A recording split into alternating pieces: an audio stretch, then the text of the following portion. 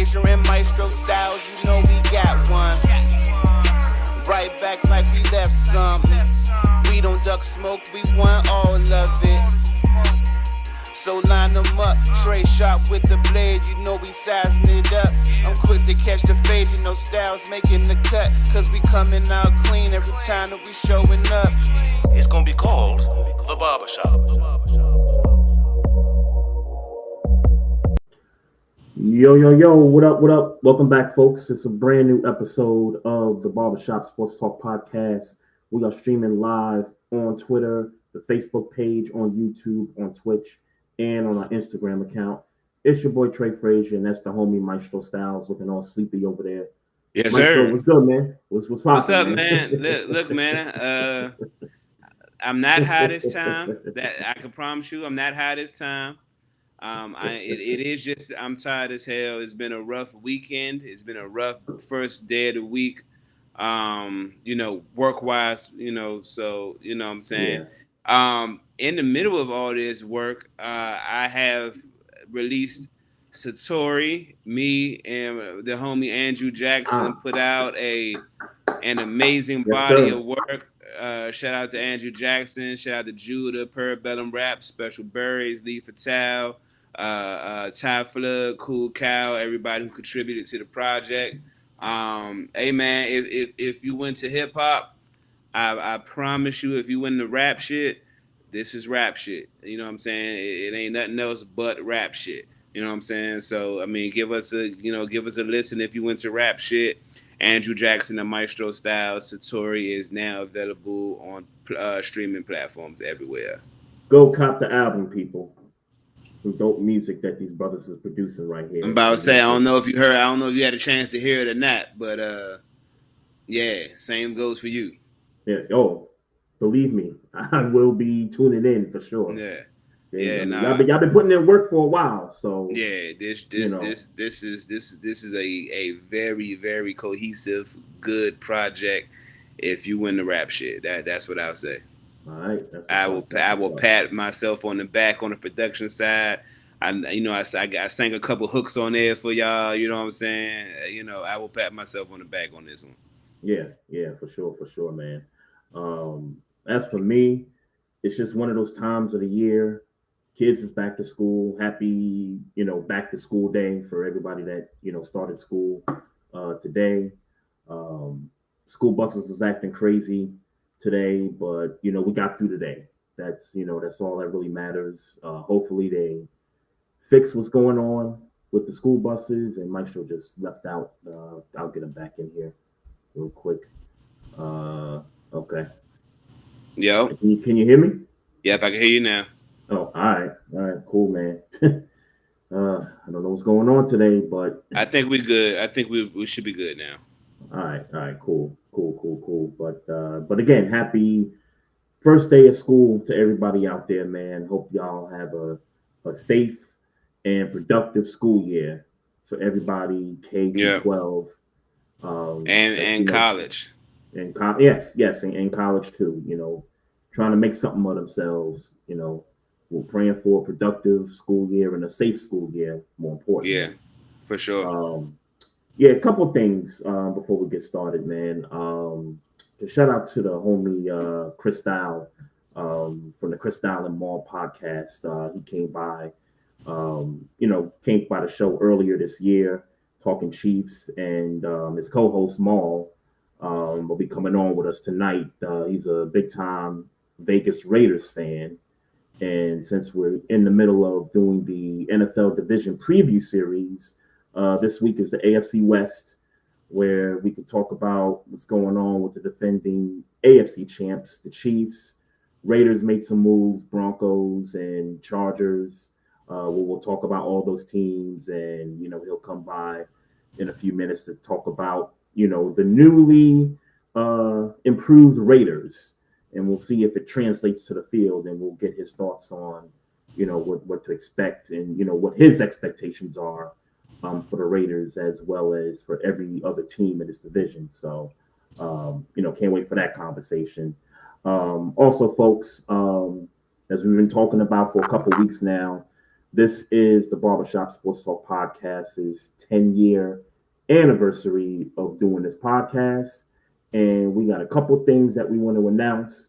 Maestro, if you awake enough, if you can, give out a little bit of energy. I'm trying to open my eye. You see me? I'm trying to open my eyes. I see. If you got a little something, man, why don't you let the folks know, man, what we got going? This fall here, we got the watch party popping. I'll let you take the floor, man. Hey, look, man, September 13th, man, watch party at Nottingham's Tavern and 8850 Stanford Boulevard. We are linking up to throw a little watch party for the peoples. If you want to come see us, talk shit, we got merch available. We're going to watch this Canelo versus Crawford fight. Everybody know we Team Crawford over here. Make sure you come through, scan that QR code if you want to get the tickets early and, get put on the guest list. So, we ain't got to have no whole bunch of rigmarole as you come through the door. Let's go get these tickets early. Let's pack this situation up. Let's get in here. We can talk our talk, watch the fight. All your little sports takes that you want to confront me or Trey about, this the time to do it. On site, in face. We might even try to get some of that content. You know what I'm saying? But yeah, definitely come out. Let's watch this fight together. Let's congregate. Let's fellowship, if you will, and watch Crawford beat the brakes off Canelo. That's September 13th. We start at 8:30, 8850 Stanford Boulevard at Columbia, Maryland at Nottingham Taverns. And let's be clear, this is a Crawford room right here. So I don't know who else going to show up. We welcome all, so I don't know who's going to show up. I'm just saying here at this podcast. The Canelo crowd. Yeah. We definitely welcome the Canelo crowd. But just letting y'all know, we and Maestro, we went to the press conference at Fanatics Fest back in June. I'm telling you, this is the fight of the year, folks.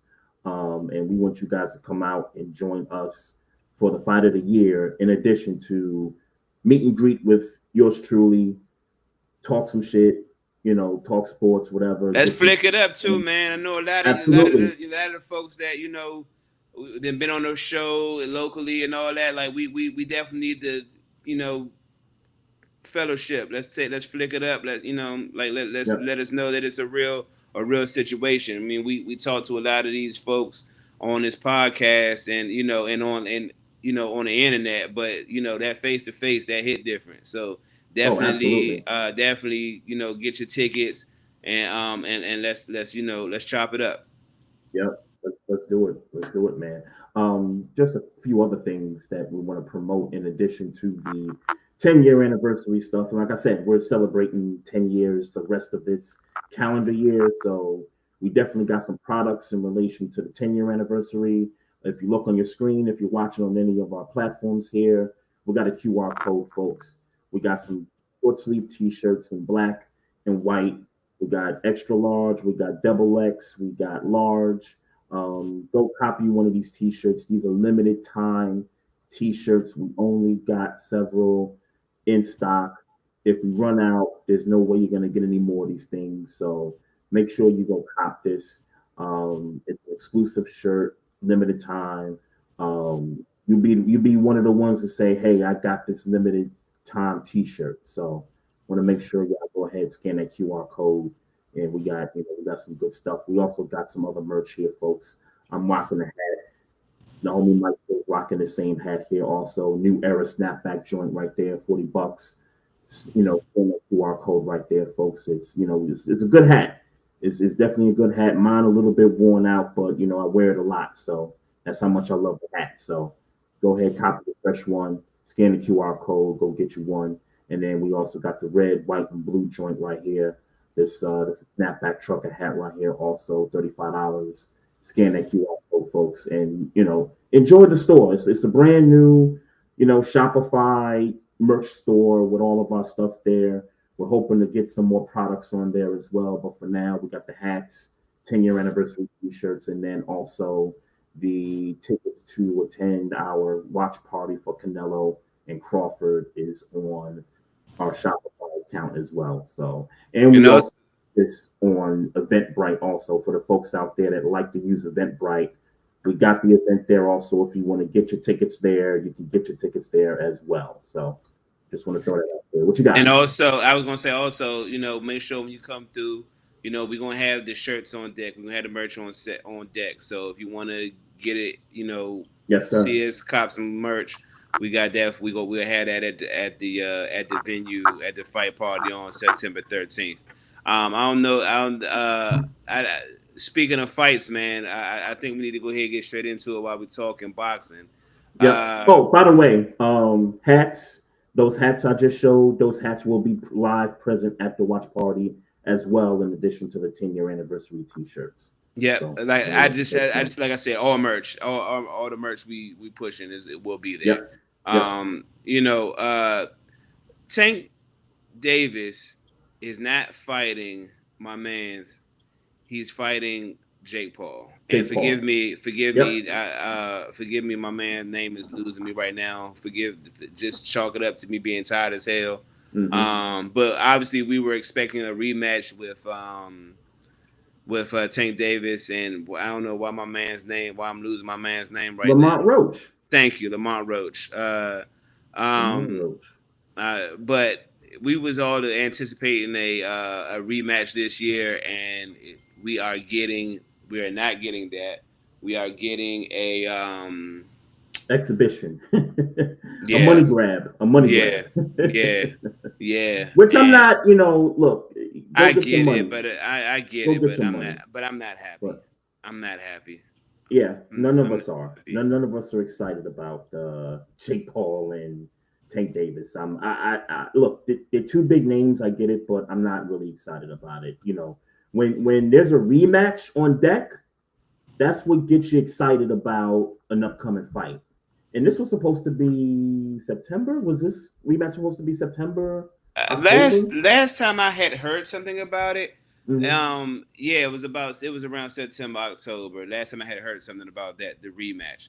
Yeah. But now, obviously, and I don't even know when Tank and Jake Paul are fighting, to be honest with you. I just remember seeing it and immediately being disappointed. I mean, so disappointed in Gervonta Davis. It makes me wonder how serious he was before the Roach fight, where this gonna be my last fight. It makes me wonder how serious he was about it for real. It brings me back to the post conference where he said he wasn't having the best relationship with somebody in his corner, and that he was going to be locked in for the next. Like it brings me back to all these things, and it's just like, bruh, where I mean. It comes back, and I'll make it I'll try to not make this a rabbit hole conversation, even though it might turn into that. It makes me wonder how people his age, because 10 years, maybe 12 years we got on him, how people define legacy now. I mean, it kind of goes back to that, that 400 mil, no rings or 3 rings, and that conversation. And even though I was more on the side of the money, I do feel like some sort of legacy has to be protected, or we have to work for some type of legacy for these things to be entertaining, for these things to be real to the consumer. And Jake Paul versus Tank Davis, it just doesn't sit well with me for the state of boxing as a competitive sport. Yeah. So let's really get to the shit. Is he ducking smoke? Is he ducking Lamont Roach? I can't fathom, and I can't fathom it. I can't fathom that he is scared to rematch against fucking Lamont Roach. Not because Lamont Roach ain't him and all those things. Yeah. But I don't obviously I don't personally know Gervonta Davis, but he don't give me sucker. You know what I'm saying? He don't give me he don't give me that the money grab is more important than me proving that I'm the best. Mm-hmm. You know what I'm saying? Legitimately. And look, Javonte's up there right now, pound for pound with like however you rank him, but he's up there. He's got to be in the conversation with best pound for pound right now. But this rematch is a blemish on your legacy. It is. If you don't fight, if you don't give him this rematch, it is going to be a blemish on your legacy and how you're remembered as a fighter. And maybe that don't mean nothing to Gervonta Davis. I don't pretend to know all the particulars, but bruh, are you serious? Like, you would rather fight Jake Paul than go ahead and put this. This is again legacy. Like, we wasn't outside of Floyd Mayweather, and I don't. What I'm saying, niggas was not ducking smoke, man. Niggas was not ducking smoke, bruh. And here he is, and it don't fall short on me that Gervonta, he's mentored or he looks up to Floyd Mayweather. You know what I'm saying? They have a close relationship. He got game from Floyd Mayweather. And that don't fall short of me that at this stage of his career where he feel like he, kind of 1 foot in, 1 foot out, he got served, and say what you want. It wasn't a draw to me. Roach won that fight. You know what I'm saying? But he got the draw, and it's like, bro, you don't want to tighten that up for your legacy's sake? Yeah. I'll say, I'm not going to say that he's ducking smoke, but I will say that this does not look good on the resume. I think he a businessman, and if you look at numbers, it would be safe to say that there's more money in him fighting Jake Paul as an exhibition than there may be to him fighting Lamont Roach in a rematch. But the thing is that, bro, you done made all the money, dog. You done made a gang of fucking money, dog. Right. You done made that. And I'm not telling no man how to make his money, and but from my vantage point, bro, you done made a lot of fucking money, dog. Like, and you still got this blemish on you. You got this blemish on you. Now, is he gonna go back and fight him next year? I don't know. I certainly hope so. You know what I'm saying? But right this second, I can't fathom why you'd be taking an exhibition match when you got shit to handle right now. Maybe you don't know this, but this just kind of popped in my head. Okay. They fought in March, right? They fought back in March, right? Yeah. Okay. I'm just look, I am as a casual of a boxing fan as anybody, on these podcasts.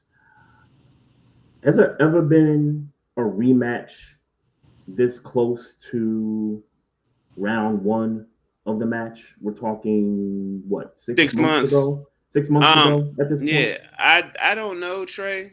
I don't know, to answer your question. What I do know is that you could have got this done. Roach wanted it. You said you wanted it. Even if y'all got the paperwork straight, the money straight, even if you wanted to push it to January or February, then cool, as long as we all know what to anticipate. But like if you would have got this fight done and it was down the line, but you decided you wanted to take an exhibition match in between to make some money, or all right, I ain't got no problem with that. But right now, you got legacy shit to handle, and you still on money shit. You on money shit.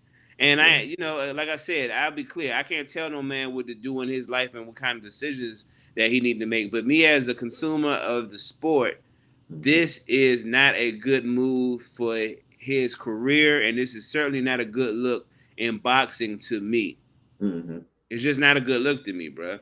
More so for boxing circles, because like I said earlier, man, it don't look good, and I'm not going to accuse him of ducking smoke, but the eye test just doesn't. It tells me this is not a good look. I mean, we saw round one, we saw him take a knee, and we saw the ref say, "Hey, carry on," and we saw how close Lamont Roach was to beating him, and I agree. Roach should have won that fight. It shouldn't have been a draw. Yeah. So it's really, at that point, it's really, is no other words. There's no other opponents to talk about after something like that. After the way that result went down, after everything that happened in between the fight, there's absolutely no reason for any other opponent for Tank to entertain.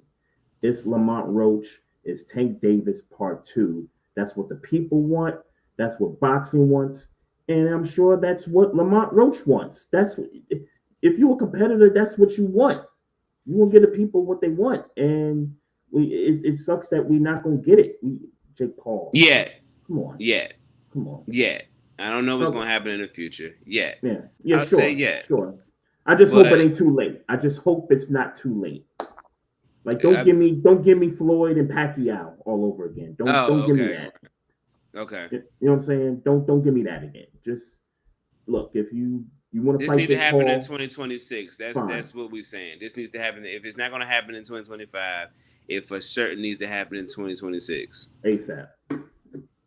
No, I agree. agree. Very disappointed. Very disappointed. Yeah, very disappointed. Do you want to get into some quick football news? Yes, sir. Yeah, we got a couple of guys that finally got paid after doing some holdout situations. So let's start here in our backyard here. Terry McLaurin, Washington Commanders, 3-year deal, $96 million. It's $32 million per year.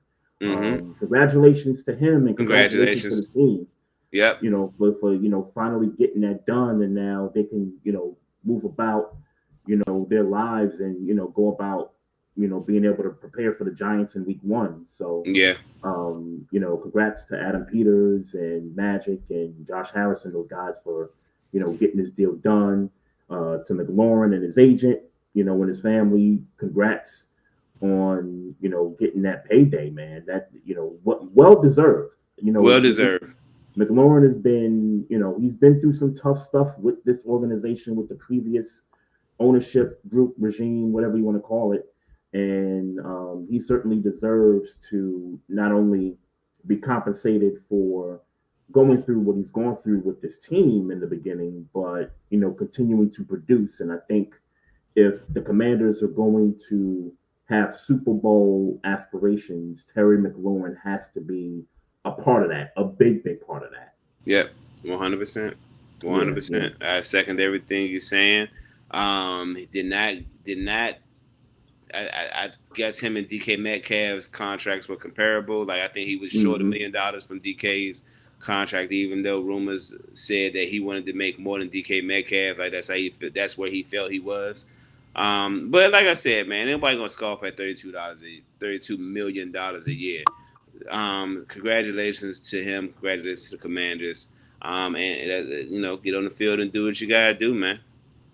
Yeah, definitely. And the Bengals, or I should call them the Bungles, because while he did get his money, Trey Hendrickson, that is, while he did get his money, I don't understand why not give him the years in the deal. I just don't understand like how that negotiation came about. Because if you're Trey Hendrickson, yes, you got the 30, you're guaranteed the 30 for this year, but God forbid you get hurt and you going into a free agency period this coming off season, and that's gonna hurt your chances of even matching what you got now, let alone being able to get maybe a slightly bigger payday. So I don't know what was going on with those negotiations, but I don't like it. I don't like the deal from the standpoint that it's 1 year and that he's putting himself at risk of not being able to get more money, in the years to come. Yeah. Well, how you feeling about it? Yeah, I mean, I definitely feel like this is going to be his last big money contract. He's older. We'll see how he performs this year. Mm-hmm. But is he 30-something? Yeah, he's definitely 30-something. Okay. Yeah, he's definitely he might be 30, but gotcha. He might be coming on the tail end of all pro productivity, or you know what I'm saying? So I think even though he had the 17 and a half sacks last year, I still leave myself saying, yeah, sacks, and that's what's up. But I don't know that he's a game changer on the field. He got that money based off the fact that he got the sacks, and no shade to, obviously you need a sack to be able to pressure the quarterback. But again, when I think Trey Hendrickson, I don't hear game changer. I hear good defensive end. You know what I'm saying? We talking about obviously Michael Parsons, and we talking about T.J. Watt, even though it was a little later in his career. When you think about those Myles Garrett, when you think about those guys, you think about those dudes are game changers on defense, Impact. not just sacks, but tackles for loss. They're in the background of the running game. They're forcing fumbles. They're catching interceptions. They're doing all those things. Changing the outcomes of games. I don't know that Trey Hendrickson is quite that yet. I think they paid him accordingly. I don't know if I agree or disagree with the years, but I think that when this year is over, they'll have a decision to make, and if he's good, they'll have options if they decide to not keep franchise tag is I guess on the table. Yeah, and for sure. That means what, another $30 million?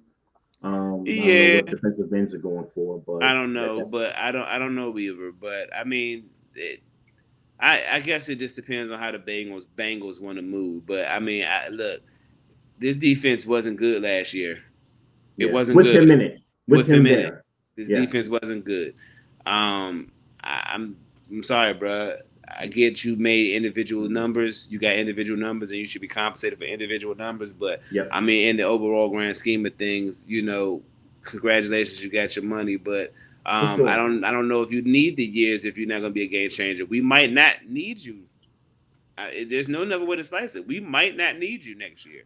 Or especially if they do have aspirations of improving, don't you feel like he got to be a part of that? If you a Bengals fan, I don't know that he has to be a part of it because again, he was there last year and that defense was still trash. He's not a game changer.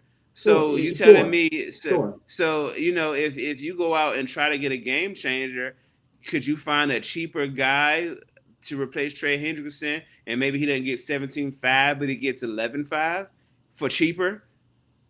Or maybe those 11.5.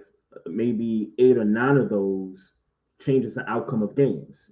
Yeah, sure. You know what I'm saying? Yeah, sure. So my thing is that you're paying a lot of money for sacks, and that's about it. You know what I'm saying? So congratulations. I ain't gonna hate on the money. Men gotta negotiate how they can negotiate and get it how they live. But I mean, if I'm the Bengals, and I'm sure I've had this conversation a million times, it's just like, bro, I don't know if I'm willing to pay that for a good sack guy and just that. All right. Well, congratulations. I know it sounds like hate, but congratulations. Yeah, no. I hope you don't get hurt. That's all I'll say. That part too. I hope you don't get hurt because next offseason definitely going to be a much, much bigger payday for you. I don't think it's going to be with Cincinnati, but somebody out there going to. And I don't know if it's going to be such a great payday for him. Does he have to have another 17? He has to have another big sack year. And I ain't necessarily saying it got to be 17, but I mean, it should be in that 13, 14, 15 range. Yeah. That's what I was thinking. There's always a dumb team out there that's going to overpay. I mean, I won't even say, I won't say dumb. I'm looking at the Cincinnati Bengals specifically. And when I look at the makeup of their team, their defense is trash. Yeah. So until further notice, until further notice, I don't know. I just can't, in my mind, if I'm the Cincinnati Bengals, I can't justify that. I can't justify 35. Was it 35 on 1 year? 30. No, it's 30. 30 on 1 year. It's 30. Okay. Yeah. Okay. And I mean, that's not. And to be honest with you, that's not even a terrible price for a guy who's not making an impact. No, not at all. I guess when I really think about it, that's $10 million less than the T.J. Watts, the Myles Garrett's, in that area. You know what I'm saying? So maybe I'm popping shit a little too fast. Maybe that's okay. But I mean, when I had in my mind, I'm thinking along the lines of 26, 27 for Trey Hendrickson. I think that was my thought. Good. Right. I think the 30 is good. I don't like that he did it for 1 year and not get multiple years in the deal, which tells me a few things. One, the Bengals really don't want him back after this year. And two, the agent's screwing up, bro. I just don't know how you negotiate. Unless he's going to go out there and try to prove that he's really one of them defensive ends that change games. So if he All come right. in here and he start really getting in his bag, maybe then this is a good thing. This is a good thing. All right. Well, I hope so, man. Well, I don't. I'm lying. I hope not, because that's the enemy. But just for his individual stats and his ability to make money, again, I just hope he don't get hurt and have to, blow his off season, this coming off season in terms of being able to negotiate a new deal. So, Right. what up though? Homie Pays and Plays podcast. What up? What up? What up? What up? What's going on? What's going on? So the preseason has concluded this weekend. So did you get a chance to look at any kind of Shador conversations? Because No. I've watched no games. This summer's just been busy. I've absolutely not watched one Ravens preseason game in its entirety. But I have been hearing a lot of the Shador Sanders conversation in regards to their last game of the preseason, and it sounds to me like the Browns didn't want to let him finish off a 2-minute drill and have Tyler Huntley finish off this drill, and now the conversations about whether Shador can really get really make the QB1 or whether he's QB3. There's all kinds of conversations. People thought that Stefanski kind of hung him out to dry in this game.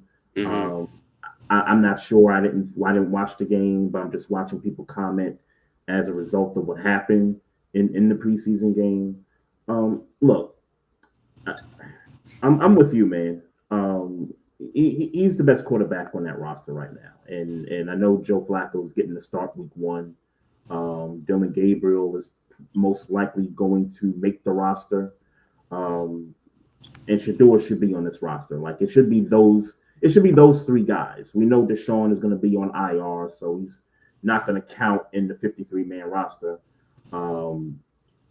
It should be those 3 guys. Kenny Pickett probably going to get cut. They already waived Snoop Huntley, so it's got to be those 3 guys, and the love that Shador's been getting, bro. This dude walks around town in Cleveland, and girls and folks be flocking to him, and autographs, and it's like this dude's a superstar in Cleveland, and it's like the Browns just don't know what to do with it. It's crazy. It's crazy. Your thoughts?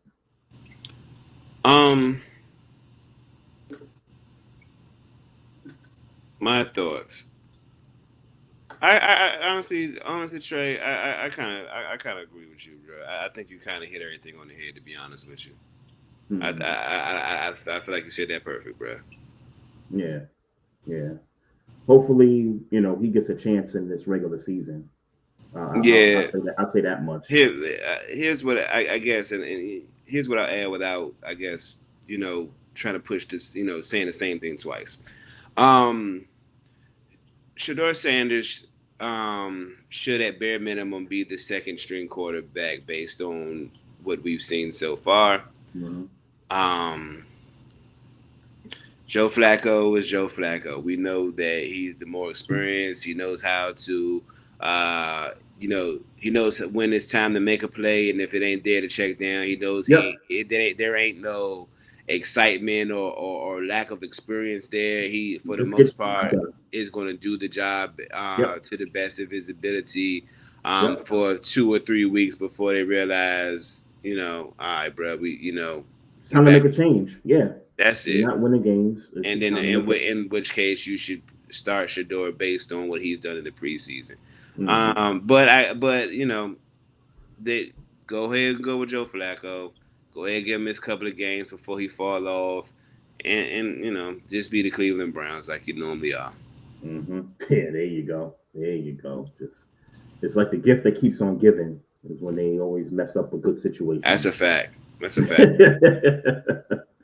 Yeah, for sure. Somebody in the comments said when Gabriel was out there, they called a certain type of plays where he got the protection in the pocket. But then when Shador came out there, they were calling some different plays, and he stepped back in the pocket too far back.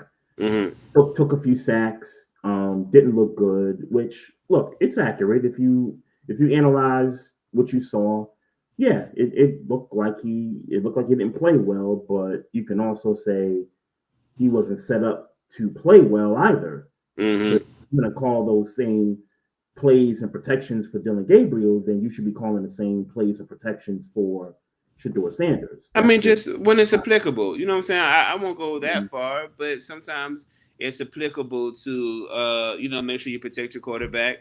Sometimes it's applicable to, give him a little space to run around because that's when he's more efficient. And it's situational football, right? Like sometimes you need more wide receivers, so you can't max protect. There is that type of bag, or you don't put tight ends out because you want to protect. I mean, obviously that's more so for running plays, but I'm just saying it's just the flow of the game.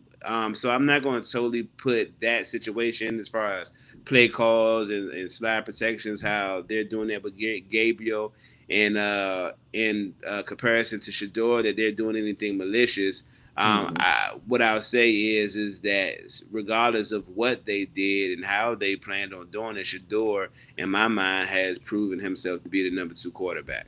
Yeah, I'm certainly with you there. And at some point, he's going to be QB1. I just have that feeling at some point. And if you're the Cleveland Browns and you don't feel that way, trade him. Yeah, right. But NFL is busy at work. Like we got it, y'all. He said he didn't want to be drafted by y'all, and y'all drafted him in the 6th round. We get it, bro. We get it. We do understand. Right. I get you. It's like y'all made y'all point. Let's just move on. But if you're not going to use him, then trade him. Don't let him rot on that bench. Yeah, facts. Hey, you familiar with college quarterback Avery Johnson?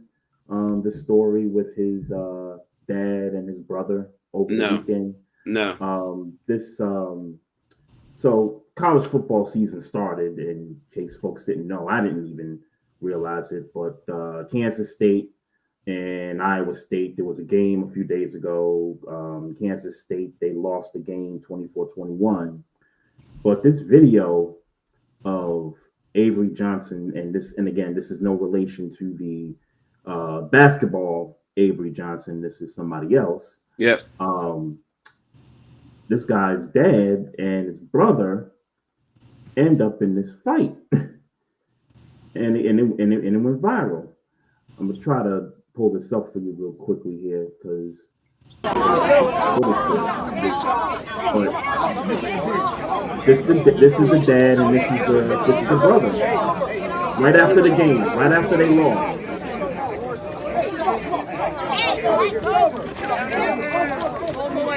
One more.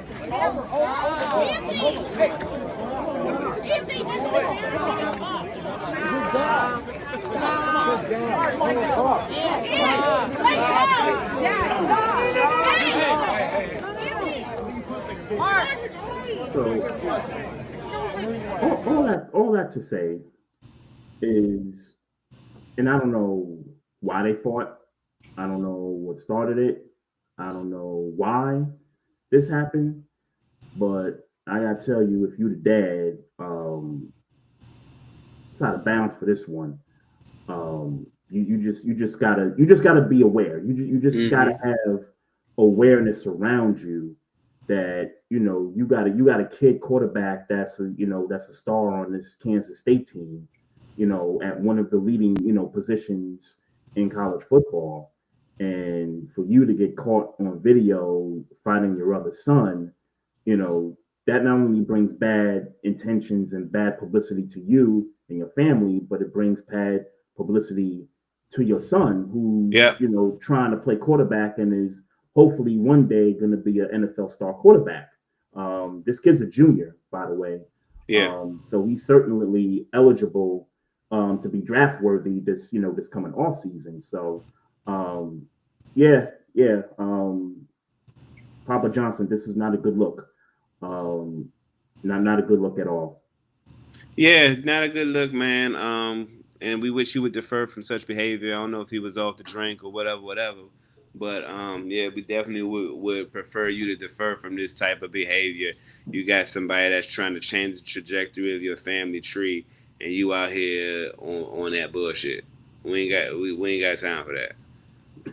Yeah, facts. What else you got, man? I don't really got too much. Let me make sure I ain't forget nothing. Where my phone at? I could have just looked on my phone instead of putting up notes. Let's see here. Let me make sure I Yeah, ain't forgetting nothing. yeah, just waiting on the homie to come through. Yeah. Cause Said he about to come through here in a few here. But I think we got all my little short hitters, but I did want to take the time to talk about some Pittsburgh Steelers, if you will. I've been seeing a lot of well, I know me and you talked about the punting situation a couple of weeks back, like, and I was trying to tell you that there wasn't a whole bunch of position battles that were really exciting outside of the punter battle, and I just saw today that they chose Corliss Waitman over Cameron Johnston, who they signed last year from Houston. Flat out, Corliss Waitman is said to have beaten Cameron Johnston in over training camp. So I definitely want to give a shout out to Corliss Waitman, who he been on and off our team for the past maybe 4 or 5 years. It feels like now.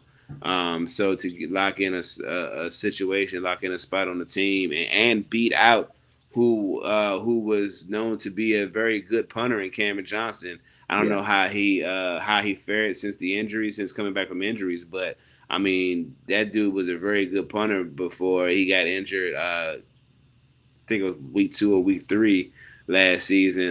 That guy was a really, really good punter. So, to beat out a Cameron Johnston, shout out to Corliss Waitman. And, now that you got this 2-year contract, bro, don't fuck this up. Corliss Waitman, don't fuck this up. Don't fuck this up, bro. So, as far as your team goes, your rookie got hurt, right? In Caleb the last Johnson. Preseason game? Talking about Caleb Johnson or Derek Harmon? Derek Harmon, yeah. Derek Harmon, yeah. I don't recall what the injury was, but I know he was out there, out on the field. He got carted off. Yeah, right. But he came back onto the bench, is what I'm saying. Gotcha. He came back onto the bench. He seemed like everything was okay. I don't know. I don't pretend to have went and looked to see what was going on. But it seemed like he was okay after treatment. He came, like I said, he came back on the bench and was chopping it up with players. So I think he's okay. I hope he's okay. So it's not serious. Let me say, let's hope not. Yeah, but I haven't heard anything. I haven't heard anything that would insinuate that it was serious. But I do want to shout out.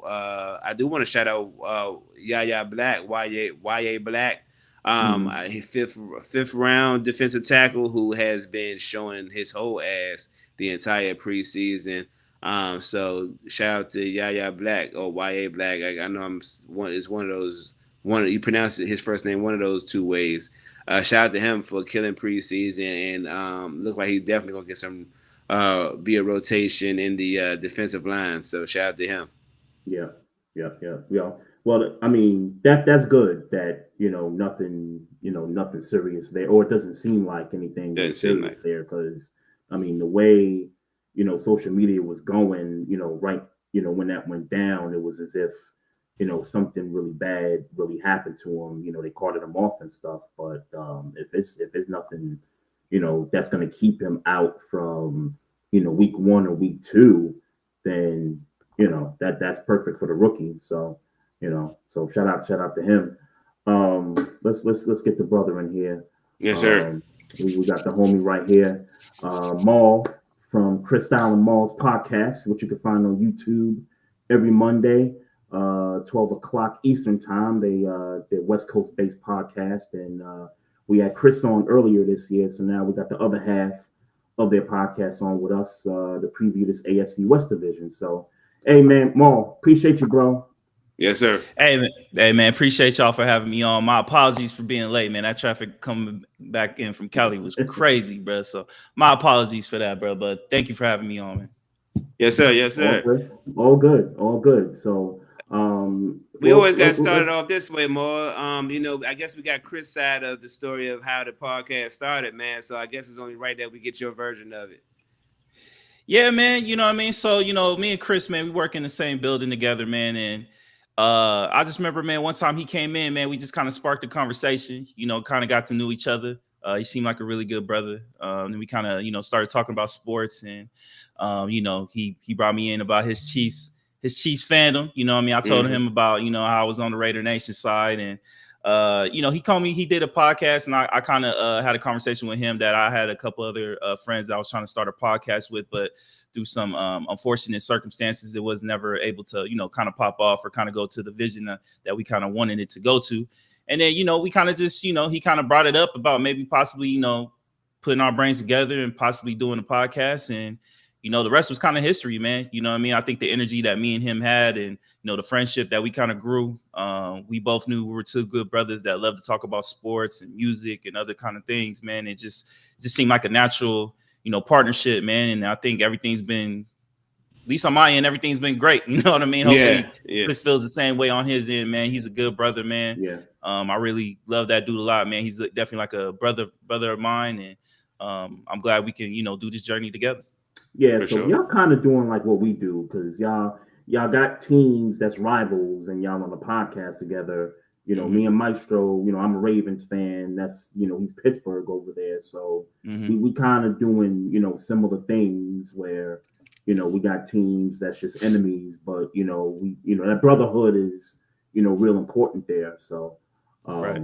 So, props to you and Cris, for making it all work. Are you originally from the West Coast, or? Nah, man. So pretty much, man, long story short, man, my pops, man, he was in the Air Force. So I was born in Hampton, Virginia, 87, you know what I'm saying? And, bounced around a little bit, moved, lived in, New York, Virginia, New York, and then lived in Japan, in Okinawa. We stationed out there, and then moved out here to Vegas, man, and kind of just settled in out here, man, and been a resident, man, ever since probably like 94, 95-ish. And I've been out here ever since, man. That's crazy. What's that like? Because I've been to Vegas one time. Yeah. And people always used to say to us, if you stay there too long, you run out of things to do. Gambling, a fight, strip club, or two, strip club, more gambling. Yeah. You know what I mean? If you went to shopping, there's the outlets, right there in the area. But after that, it's, it's not a lot there. But what's that like to be a resident of a place like that? It's interesting for sure, man. Like I remember, man, when I was younger, man, I used to go to these basketball camps out in Delaware. My uncle, man, he used to be the head coach of Delaware State University. And I got a child going to Delaware still right now. Benjamin Blacknall. He used to be the head coach of Delaware State University a while back. God rest his soul. But I remember going out there, man. Telling people I live in Vegas, man. The first thing they thought of is I live in a casino. You know what I mean? So, but the reality is in Vegas, man. Everybody got to remember, Vegas is a pretty much a brand new city. At least for the most part. You know what I mean? It hasn't really been established as long as like a New York or a Baltimore or Boston or anything like that. Chicago. Yeah. So when I first moved out here, it was a lot of desert. Yeah, it was. You had a lot of casinos, but it was a lot of desert. And I think seeing the growth of this city, man, like, we're trying to establish a new culture out here. There's a lot of people that, have grown up out here in Vegas. And I know it's kind of like a transient city. So we get a lot of people from, different sides of the world that tend to move out here. Right. And it's a very unique city. You know what I mean? I know a lot of people, when they first come out here, they kind of think that Vegas doesn't have a culture. It does. It's just brand new, and it's something that we're building. It's like any other city, man. It's just, we got our neighborhoods, we got our great things about the city, some problems, but it's a city that's just trying to get established and, build its own rep, you know what I mean? And, just kind of, fall in line with the rest of the great cities that are, that are out here in America, like the New Yorks and Chicago's, LA's and stuff like that, and just kind of build our own culture And it's a lot of great people out here. You know what I mean? I know there's kind of like some stereotypes about Vegas where, you know, people aren't really real or true to themselves. But there are a lot of really good brothers and sisters out here that are just trying to make a living and trying to build something out of nothing out here in Vegas, like anywhere else. Yeah, sure. it's like you said, it's a growing city, and I think the fact that it's becoming a sports town, you know, so fast, you know, with the Aces winning championships, NHL's in town. I know the NBA is trying to have an expansion team there. You know, your football team is there. They're trying to get the A's there as well. So, but in regard to the growth of the city, I mean, it's established with all those sports franchises that is coming into town, and it's making it more of a tourist attraction too. Yeah, you know, folks are coming, you know, to watch their favorite teams, you know, particularly football, you know. So yeah, no, for real. I think the great thing about Vegas is I think we get minds from all over the world. You know what I mean? Like we have, you know, there's a lot of people from New York that moved out here. There's a lot of people from Chicago. I know people from Texas, Phoenix, Seattle, overseas from Europe to Japan. You know what I mean? It's like we get all these minds from all these great cultures from other different cities that are trying to conjoin into one out here in Vegas. You know what I mean? So I think that's like kind of the beauty in it. And I think that's some things that kind of get missed. You know what I mean? It's like, especially with the sports, you know, like, you know, we're trying to, like, we've been established with the UNLV Rebels, you know what I mean? You saw it back in the day with the Tarkanian and, you know, Larry Johnson, Stacey Augman, and, you know, all those guys, you know, that helped build a culture out here as far as like with the basketball. Baseball is pretty huge out here. You know what I mean? UNLV baseball has always been kind of ranked high as far as like within the college realm and stuff like that. And, you know, with the WNBA, you know, the hockey being established, you know, us winning championships in both of those organizations. And then obviously with the Raiders moving out here from the Bay and LA and having that culture out here. And, you know, there's been a lot of discussion with that. And, you know, now the A's, and hopefully that situation gets resolved with the stadium and the funding and stuff like that. There's a lot of noise about that out here. I say it's a lot of great things with Vegas, man. And hopefully people come out here and really try to experience the new culture that's trying to build out here, man. And, you know, just not take it as it's just the Strip and that's it. You know what I mean? There's more to Vegas than just the Strip. For sure. Hey, man, let's get into some sports, man. Let's talk about the Las Vegas Raiders, man. Let me ask you before we get into it. I'll tell you about me first. Okay. I got about a week. We got about a week left before I'm going to start being totally irrational about my Pittsburgh Steelers. So this is, you'll get all the honesty and how I really feel about the Steelers for this next week, maybe 2 weeks, but probably this week. And if you ask me now, I'll give you an objective opinion. But once we get close to week one, Aaron Rodgers is my quarterback. I always wanted him. He's I'm going to be all into that bag. Are you more of an objective fan during the season, or are you a fanatic, illogical fanatic during the season? It's a little bit of both, man. Like I'm a fanatic, like anybody else. The start of the season, I believe my team can be good, and I believe my team can make the playoffs. That's my mindset right now. I know we have some holes, especially on that defensive side, and I know we have some young cats on the offensive side. You know, Genty, Beck, Thornton. You know what I mean? I know we have a lot of room to improve, but I think we can hang in there. I think we can surprise some cats. I think Pete Carroll's trying to build a different style of culture. Now, when it gets into the season and we start going on 2-3 game losing streaks, I'm about to break the TV. I'm about to, you know what I mean? I'm cussing, fussing. I'm doing the same thing as the rest of y'all. You know what I mean? And, you know, start calling people out, one people fired, one people benched, and all that type of situations. You know, it's just the way of being a fan of any sports team that you're a diehard of. You know what I mean? Like, I became a fan when I first watched Marcus Allen, you know, playing with the Raiders, man. That's kind of how I became a Raider fan. You know, I get that question. Did you become a Raider fan when the Raiders moved out to Vegas or anything? No, I've been a Raider fan since I moved out here to the States, man. It's the same thing with my Lakers situation. I became a big fan because of Nick Van Exel. Nick Van Exel was my favorite player when I first became the Lakers, man. You know, if you know Nick Van Exel, he was a G, man. He was a showman on that court. So, that's just kind of the way it is, man. I'm no different from y'all, man. I'm the same way with my Raiders, man. I have high expectations, but you know, when that season comes around, I get knocked in my face and I get the reality that my Raiders are still the same old Raiders. Okay. So I'm just going to go ahead and ask then. Over under 8.5 games. I know we just signed Amari Cooper. I know they got the whole situation with. Is he still good? No, by the way, no, he's not. Like Amari Cooper, man, we all know Amari Cooper. He gonna come out, give you 1-2 really good games, and then he'll disappear for the rest of the year. Right. Hurt. I'm gonna go over though to answer your question. I'm gonna have a high hopes for this team. I'm gonna say we can get 9 wins. Say we can go get 9 wins. I'm not gonna be a sucker and say a push and be just kind of like do that. But I'm gonna say 9. I'm gonna say we're gonna be able to surprise some people. I know a lot of people have high praise for the Broncos and stuff like that. I still have my reservations with that team and then the Chargers and how their O-line is going to handle up after that big loss that they had with Rashawn Slater. Mm-hmm. And then I just don't trust Justin Herbert. I know everybody keeps trying to put him in this kind of category as the same as with, Lamar Jackson, Josh Allen, Joe Burrow, and all that. But put that on the table. Put that on the table. Yeah, it's inconsistent. It's inconsistent with me.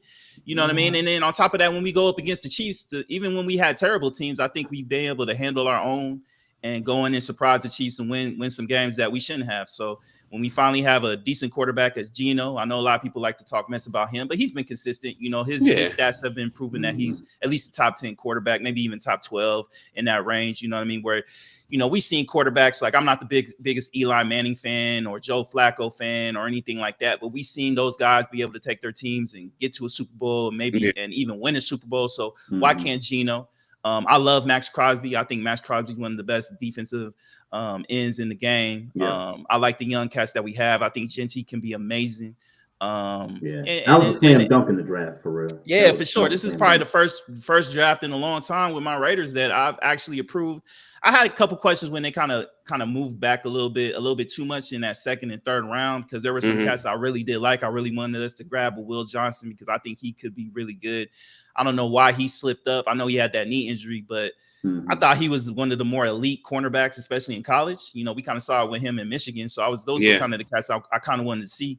But at the end of the day, man, I know we have some growing pains. Pete Carroll's trying to build a whole new culture. Tom Brady's trying to establish a whole new feeling with the Raiders and, get this Raider Nation to be proud of this team again. We went through so much influx with the Gruden and McDaniels and all that dumb stuff that we had to do and all the drafts that I felt like we, chopped up. Like it's, hopefully we get heading into the direction where we become more respectable. You know what I mean? Just have some consistency. That's all we want is just consistency and just be able to root on a team that we can have fun with, and hopefully we can win it all. And I know we can't win it all every year, but hell, let us just be respectable at the end of the day and not the laughingstock of the league like we normally are, So just to respond to your win total, you said 9, so you're going over the 8.5. I don't think that's crazy, and the reason why I don't think that's crazy is because anytime you bring in a veteran head coach like a Pete Carroll, who has got a great history of winning. He's got a Super Bowl, and look,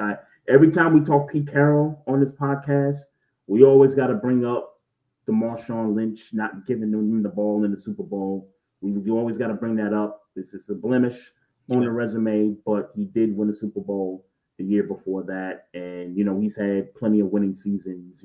After that, Geno Smith is a respectable quarterback in my book. I thought he had an okay year last year, but he's back with the guy that revived him. So I think there's going to be, some good times there. I think there's going to be sort of a bounce back from Geno Smith. And I think Ashton Genty, I'm just going to say it right now. I think he could be a top 5 running back just in terms of yards. Yeah, this year. Just in terms of yards, yards per game. Top 5 in rushing yards, that kind of a thing. So I really think he's going to be really good for that team. Do you think it's going to be because of volume? Do you think it's going to be because of volume or because he's going to be that efficient? I think he's going to be that efficient. I think he's the type of back that's going to make dudes miss. I think he's that type of back that he's going to fool you into thinking he's going to go one way. And you trying to tackle him, and he's going to juke you. I think he's got that type of ability. So he'll. What concerns you? What concerns you about the Raiders? Oh man, we got time today. Obviously, I think our O-line, I think they've been kind of like playing with that a little bit, especially in the preseason. It hasn't been as consistent as I liked, but there are some things that I think that we can improve on. Like, we have some young cats on that O-line that I think that with time and just kind of getting that camaraderie within that line, I think we could get better. I think you saw with Ashton Genty, like people bounce off of him. He's just strong. And obviously you ain't going to see much in the preseason because he's not getting the reps. Like it's kind of hard to find that rhythm. And, with people being in and out of the lineup, especially on that old line, it's been, a little bit troubling. But our cornerback play has been, we have a lot of young guys on that back end. I do like the signing of Jeremy Chin. I know Jamal Adams. I know people kind of had him hinted at being a safety, but I think he's going to be more of a linebacker within our kind of like scheme. I think that's Pete Carroll kind of said that. And I love the way Jamal Adams has looked on that linebacking core. I think that's one of the things that we beefed up. Landon Roberts, I think we got him from the Steelers. I think he played with the Steelers last year. Yeah. And he was like a tackling machine. So absolutely. And you got a good one there. Yeah, and then Jermaine Pratt, we got him too. It's really, and then I think our defensive line, I think the loss of Wilkins, it sucked, especially with that whole situation. It was kind of like a whole weird situation, but I forgot all about that. Yeah, you know what I mean? But I do like the cat that we got. I forgot my man's name. He came from the Eagles that we traded for. I do like him. And then obviously Max Crosby, man, he's one of the leaders, you know what I mean? He stays healthy, man. He gets the sacks, man. He gets the double teams, man. So it's mainly our cornerback play and our O-line that I have my major concerns. I'm not really concerned about the receiving portion of it. I do like Thornton. There's a lot of cats on there and Beck, coming from TCU. I think he can be a really good plus, with these rookies and stuff like that. We're just a young team, man. It's going to take us time. And then, we're going to have the assets in the future years to be able to, beef up this team even more. So it's just about being patient with this team for the most part. So word to Raider Nation. I don't know if y'all still use that term Raider Nation in Vegas. But we do. We do. Yeah, but I'm pretty sure you do. So the selling point is, hey, y'all, give us a couple of years. Look, you have to at this point, man. We're going through another regime at this point. You know what I mean? This is like the third regime we're going in the last 4 or 5 years. So we got a new quarterback with Geno. Like I like the way we were establishing. You got Pete Carroll, as we said before. He's establishing a whole new culture. He's trying to be in that Seattle culture that he built up, bringing it over here to Raider Nation. I think this is probably the first year we actually kind of feel good. Like, we actually have some hope. You have people in the media that are actually talking a little bit positive about us. Like every year, it's always, negative conversations around the Raiders. I just think that, if it has that feel good, like, yeah, we're going to have our bumps, we're going to have our losses, but we kind of see a little bit of the future, a little bit of a direction that this organization is trying to go into. And then, just with some of the new minds that we have in the front office, you have to be nothing but, kind of heading in a positive light. You know what I mean? Like, You got Chip Kelly. I know it's been, him as a head coach wasn't the most. He still got that smut on his name. He still got that. He do. But as a coordinator, though, offensive coordinator, he's a genius. You know what I mean? Like you see it now. Can he bring what he did over at Ohio State to make the Raiders look, like we're a formidable offensive team, especially in the division that we're in? Let's hope so. Let's hope so. But I'm gonna have hope. I'm gonna have high praise and just have a belief in that this team can finally get over the hump and we can just actually have a winning program. Hey, Maul, some breaking news here. What's up? The Raiders look like y'all just traded for a quarterback. Who we get? Kenny Pickett. Oh my god! Oh my god! Look.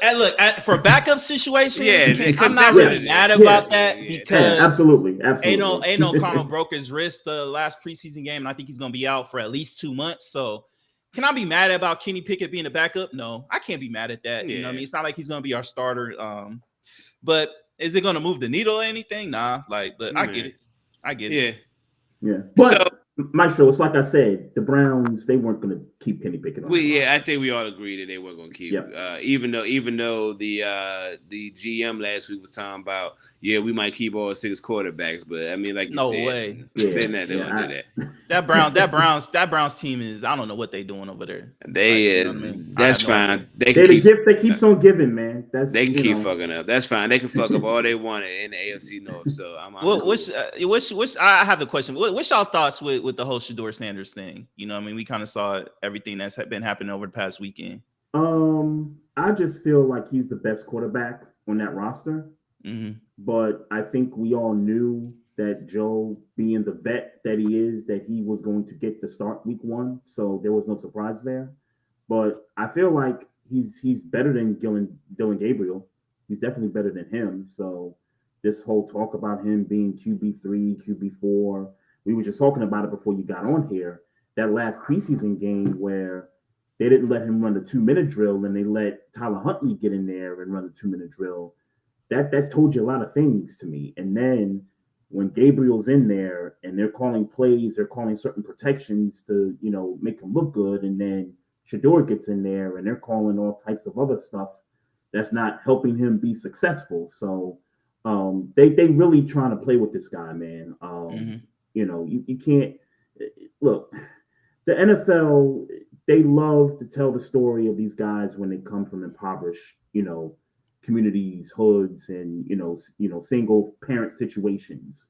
And Shador didn't come up that way. Shador came up with both parents who, his dad is, the greatest cornerback in the history of the NFL, and played for his dad, under the bright lights. And so, if Shador never had to play it down in the NFL, he'd be good, man. Yeah. Just in terms of finances and, being a star and doing something else, he'd be good. And I think the NFL doesn't like that. They don't like that, a player can say, hey, a black man at that, a black successful man with financial wealth at that, to say, I could walk away from this and I could be good. I don't need you, NFL. Right. Mm-hmm. For me, it started when they was basically saying, I'm not going to Cleveland if they draft me. It happened, when that statement came out, they said, oh, yeah, watch this, because you still on the board. Get him, got him. Now we remember all that shit you said. And, because it's all unnecessary drama. We don't have to know what your plans is as far as who you're going to start after he had that game against Carolina, that preseason game against Carolina. It would have just been reasonable to say that he got to start this week because Gabriel and Pickett was injured. Now we're going to give Gabriel, another rookie, an opportunity to shine, and it could have just been that, and nobody would have batted an eye about it. But they're deciding to make news about it because he's Shador Sanders, and because of those statements that were made about, he's not going to play for Cleveland if they get him. So I think it's a batch of him maybe talking too much, and him being the star, and also like it comes to territory when you the son of Deion Sanders. You're going to get certain press, and you didn't handle all the press the best way you should have, considering you weren't a top draft pick in this draft. Yeah, so you in my mind, you a 5th, 6th round draft pick.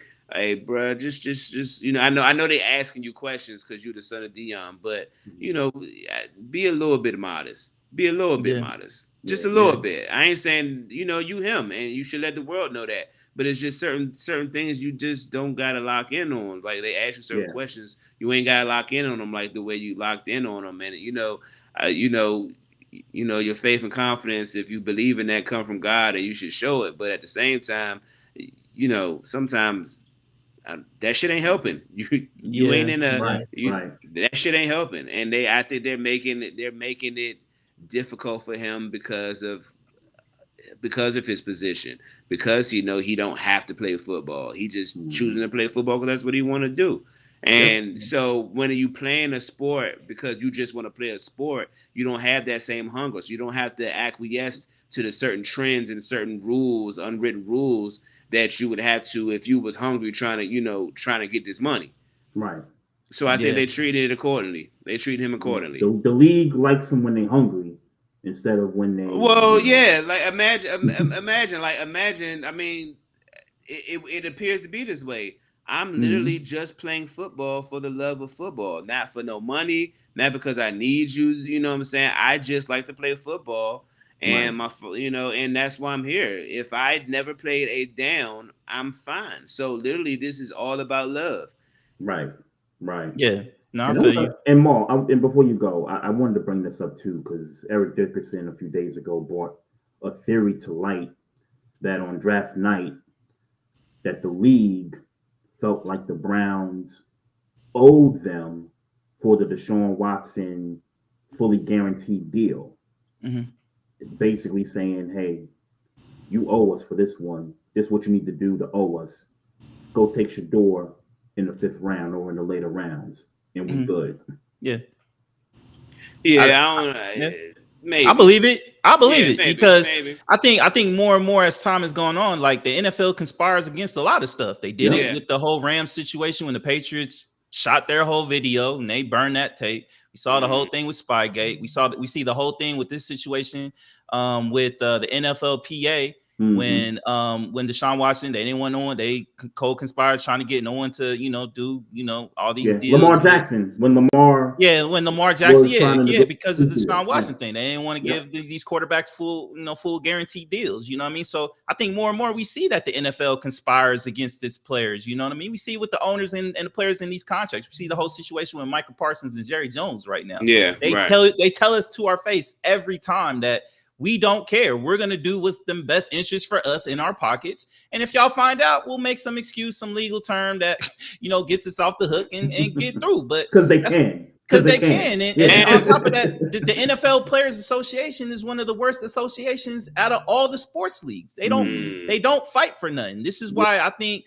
me and Chris talked about in our pod like not too long ago that I think it's going to be very interesting to see how this Players Association, these new contracts coming up in these next couple of years, how it's going to go. Like they don't have no one representing them currently right now. You had the guys, out there going to the strip clubs and spending on chicken wings and strip dances and stuff like that. He had to go get out of there. So what is this NFLPA going to do to, help these players, get in a better situation against these owners? These owners are dog walking this Players Association, and it's not helping them. That's why they're in the situations that they're in. Like Michael Parsons shouldn't have to go through this, but if he don't play, like this year's pretty much null and void, he's gonna have to go through the same thing again next year. Or if he does play and he doesn't get the contract, you know what they're gonna do? They're gonna franchise tag him. So it's a situation that these players they're gonna have to learn how to fight. They're gonna have to learn how to fight, or it's gonna be the same situation, or it's gonna get even worse in the next CBA collective bargaining agreement. Yeah, I think they're playing with Michael Parsons for certain. And we don't respect it. That's the I felt like of all these deal situations over the summer, that was the easiest deal to get done. That was easy. The highest non-paid non-quarterback period. Jerry likes to win headlines. In the off season. Yeah, they keep saying he wants to win the deal, but he never wins the deal because he ends up overpaying these players $20-30 million more. They ain't winning the deal. It's like how many more eyes you need to get on to be a Cowboy? You already got the number one franchise in the NFL. What more do you need? You need to start winning, brother. You need to start putting rings on. You need to start putting rings because let's be real. If I'm a Cowboys fan, I'm over this whole situation because this is every year with our star player that we got to go through this dumb stuff.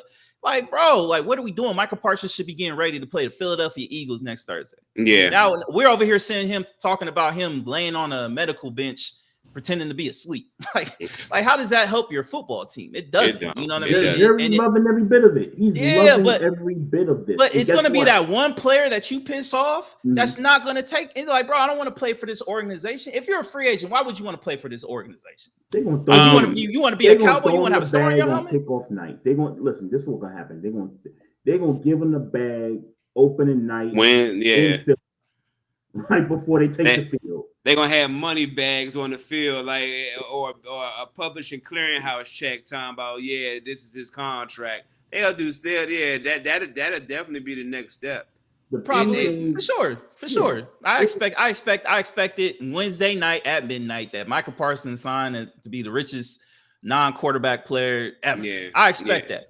Is that going to win them? And then you know what's going to happen? They're going to get dog walked by the Philadelphia Eagles Thursday night, and we're going to be turning the TV off by the third quarter. That's what's going to happen because that team is terrible. That team is terrible. They are gonna announce it during the pregame show. Probably because they're gonna do anything. They did that. Didn't they do that with CD last year? Was it CD or Dak? Dak. They did it with Dak, but with Dak. Okay. This situation is different because you got to pay attention to Jerry sometimes. Anytime a division rival does something great, and look, the Eagles, they're gonna be hanging banners that night. Guys got their rings. Need some already. news. Need something to overshadow all of that. And the one thing that can overshadow all of that is Jerry saying, "Hey, we got the deal done with Micah, highest paid player. Let's go. Let's do this." And then media got no choice but to talk about it. Yeah, you're 100% correct. I know that's going to happen. But then we all know the end result of that's going to happen at the end of that night is an L against the Eagles. That's a fact. All right, let's get back to the AFC West. So you got over on the 8.5. You say about 9 games. Where does that leave you in the division standings in your mind? I think that has us competing for one of the final wild card spots. Now, whether we get it or not, who knows how the rest of these divisions go. But I think we have a shot to get that 7th spot and potentially get a wild card. Obviously, there's a lot of things that have to go right, as far as with our team, because again, we're young, we got a lot of stuff to, work on, but that's kind of how I view it. If we can compete to get one of those final wild card spots, whether we get in or not, I view that as a success. I do. Gotcha. This division has a chance to be one of the best, if not the best this season. It's got a chance to be what the NFC North was last year, when we had 15-win Lions team, 14-win Vikings team, and even Green Bay won 11 games.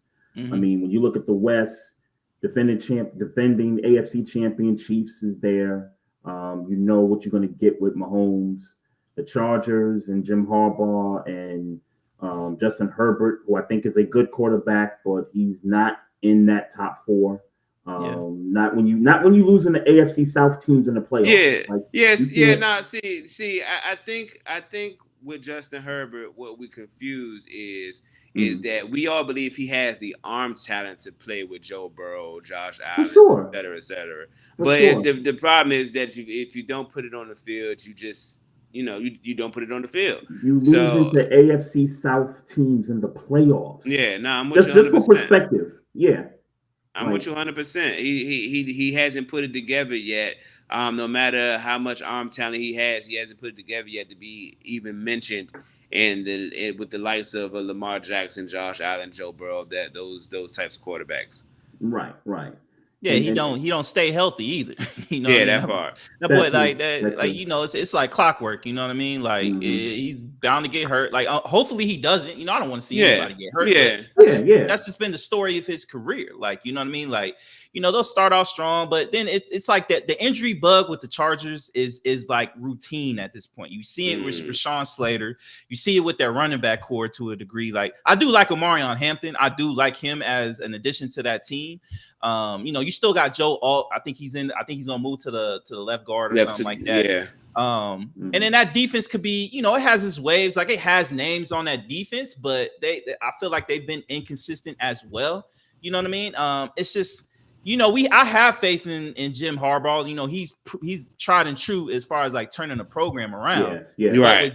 But with Justin Herbert, it's just like it gets to a point like he's kind of like in the same situation as Trevor Lawrence with me. Like we know you have the arm talent, but can you process it through your head as far as like limiting turnovers?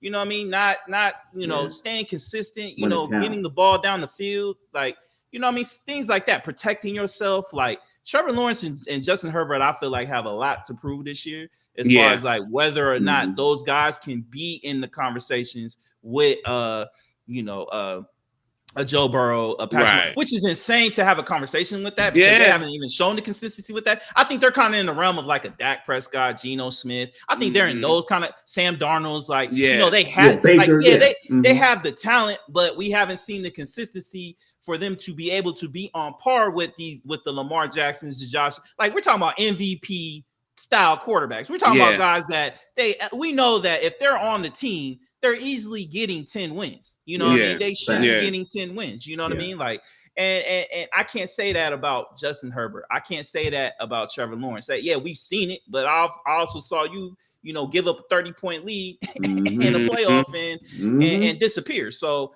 like, what are we talking? Like, yeah, there should be hope if you're a Chargers fan, but can you really put 100% like faith in him that he can get the job done? Like, I don't understand the conversation with some of these media personalities why they always want to put him in that category. I'm like, let the man prove it. I see the talent, but Kyle Murray got talent, but they ain't putting him in those conversations. Like, that's a fact. What are we doing? They all got the bag though. Yeah, and then they want to kind of forget CJ Stroud, which I think CJ Stroud is an amazing quarterback. I just think he had terrible injury luck last year, and that O-line is terrible.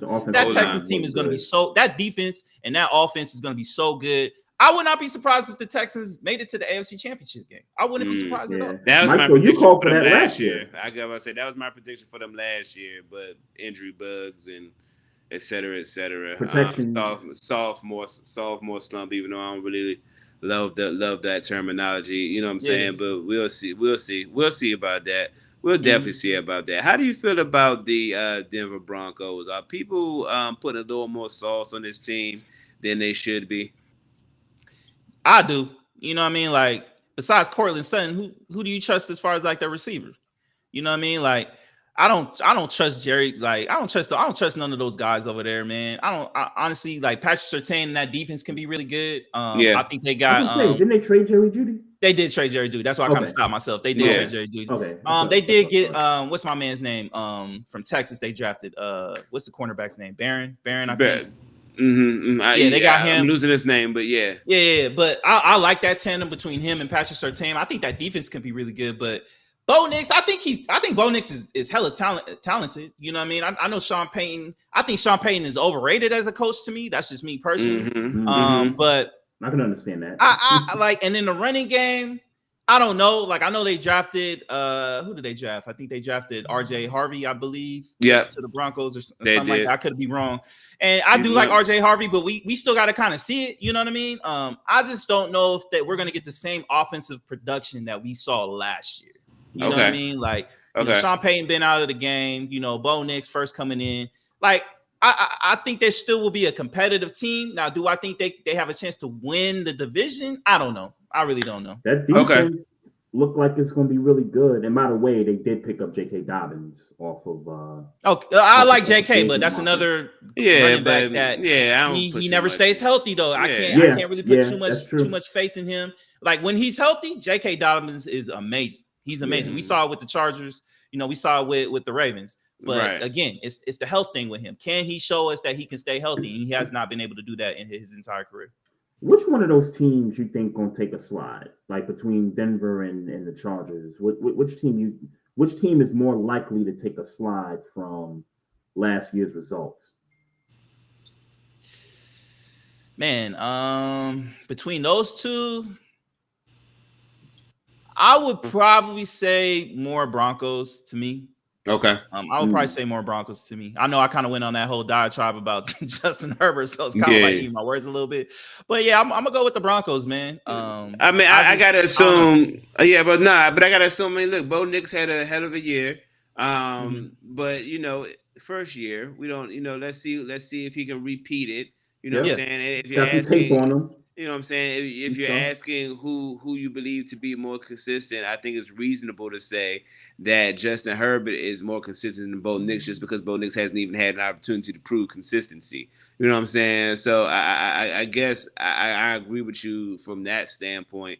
If you're asking me whose defense I like better, right now I like Denver's defense over the Chargers' defense.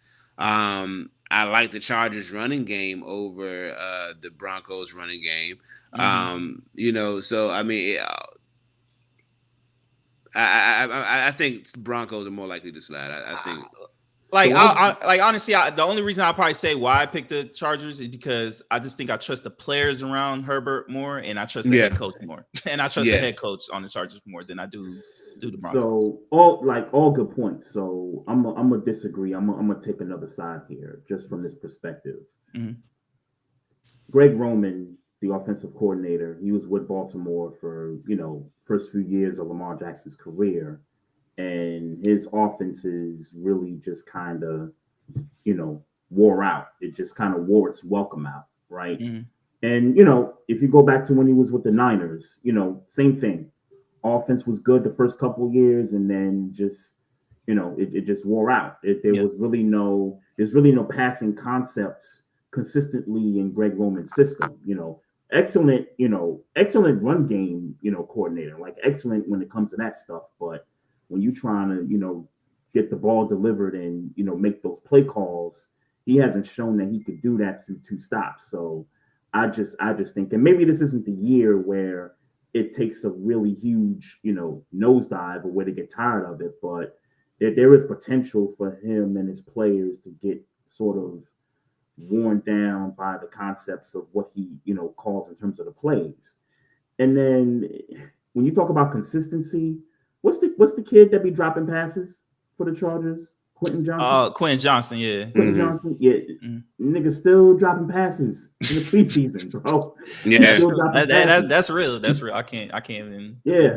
And if he's gonna be on the roster, that's something you legitimately got to worry about if you a Chargers fan. So, and he will be on the roster. You can bet your money. You can put your money on that. He'll be on the roster.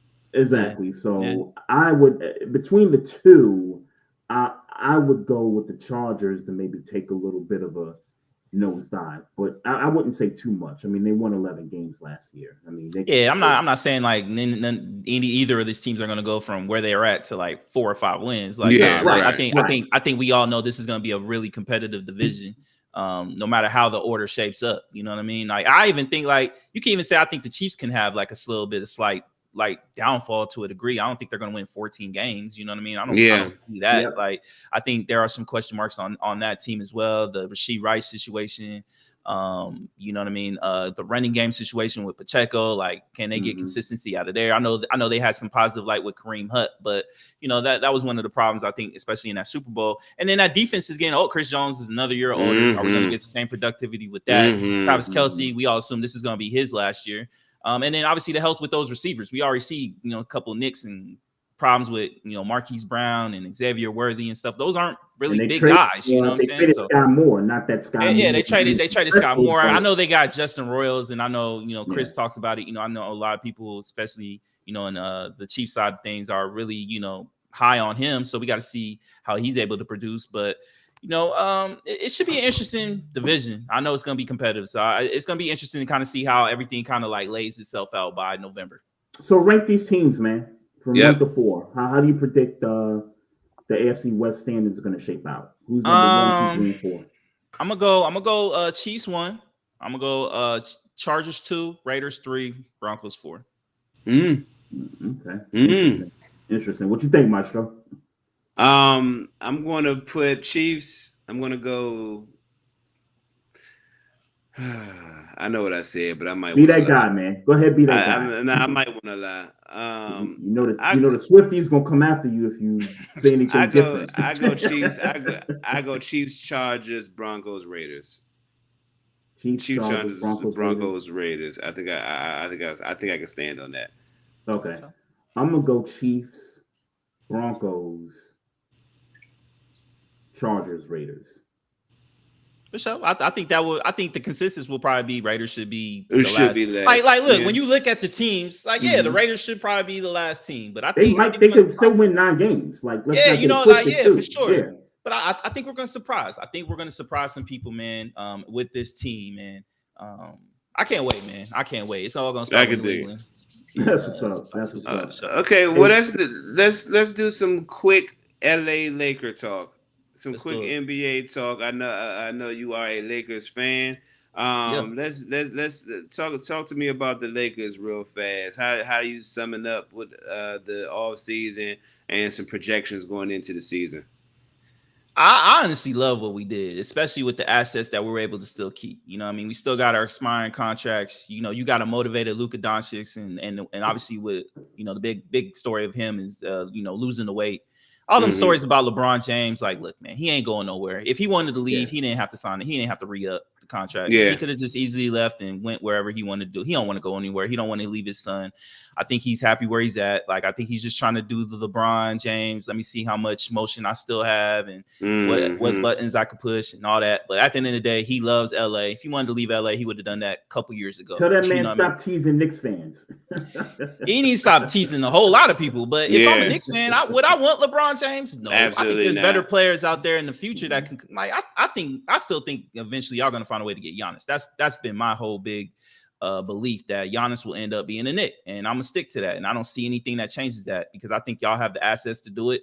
You know, Karl Anthony Towns, whatever the case may be, and then he'll be a Knick.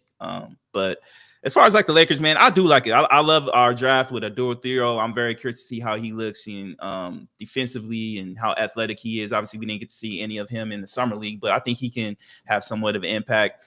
Don't connect, like, you know, look, man, I don't know what. I know bruh's lost ever since that trade that we tried to do with the Charlotte Hornets. I think he just don't want to be there anymore. Hopefully they can build up his rep back up so he can be an asset so we can trade him eventually, because we all know that's just the worst kept secret that we're going to do. We still got Gabe Vincent and, you know, Ryu with the expiring. So I'm curious to see what they do with the offseason. But, you know what I mean? I think we were the 3rd seed with all the BS that we had going on. Yeah.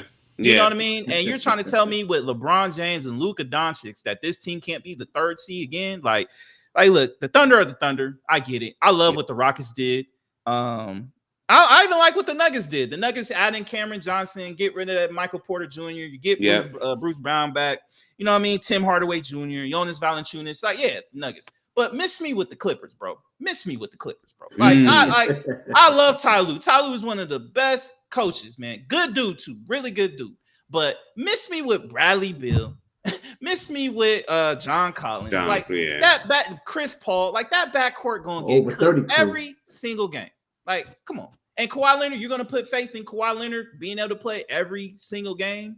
You know what I mean? The people forget that he missed the first half of the season. I think that's why he was able to produce the way he did in the second half and in the playoffs. Yeah. And I like Zubac, but miss me with the Clippers. The Timberwolves, they didn't get any better. They lost Nickeil Alexander. They ain't done nothing. The Golden State Warriors, what have they done? They haven't done anything. They're still trying to figure out the Jonathan Kuminga situation. The Mavericks, are like, you really going to put faith? I love Anthony Davis. I appreciate everything Anthony Davis has done for us. He's a great player. He's going to be a Hall of Famer. But you're going to put your faith on Anthony Davis staying healthy all 82 games?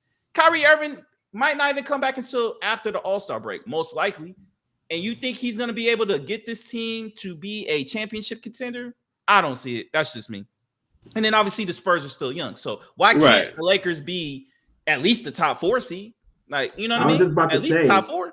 At least behind OKC and the Rockets. I mean, to me right now, those are the 2 best out west, and then after that, I mean, it's the toss up between the Lakers and Nuggets. Who's the 3? Who's the 3 you said? I said Rockets, Thunder, and that's not the particular order. I think those are the top 2. After that, you can make a case for the Lakers being number 3. You can make a case for the Nuggets being number 3.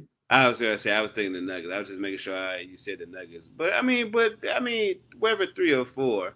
Obviously, the Lakers would still be in pretty good position in the playoffs.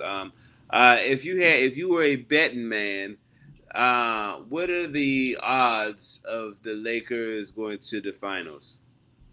The odds, I don't know the exact odds, but I would like that bet. You give me a health. I said it all comes down to health. It always comes down to health at the end of the year. But you give me, I got a 2nd year JJ Redick.